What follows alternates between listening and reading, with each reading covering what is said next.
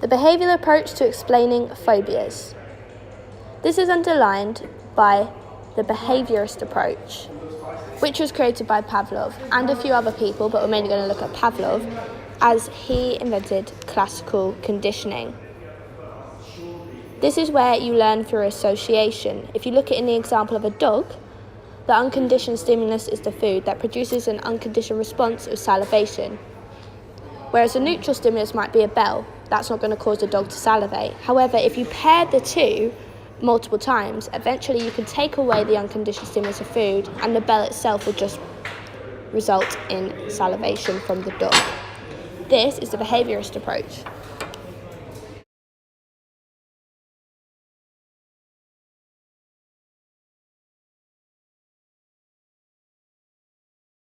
Phobias can be explained using the behaviorist approach shown by the little Albert study, who was given a fear of rats. This is initially a neutral stimulus as it produces no response from the baby.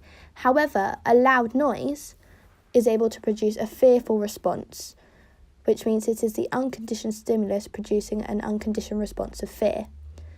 Once the two are paired together multiple times, the baby will start to associate the rat with the loud noise. That eventually, when presented with the rat on its own, the baby will produce a conditioned response of fear and distress.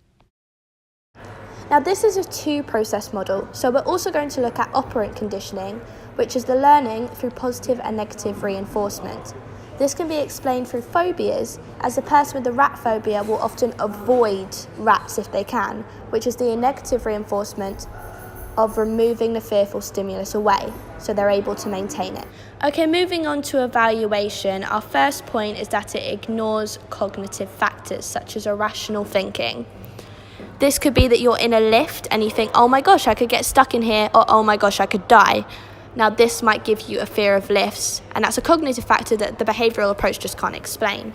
Another one is biological preparedness. As Seligman says that we are genetically programmed to rapidly learn an association between potentially life-threatening stimuli and fear. This could be ancient fears such as spiders that are more easy to form a fear against instead of things like cars, which seem more threatening. Another evaluation point is the diaphysis stress model, which shows that the approach doesn't highlight genetic vulnerability in terms of acquiring a phobia.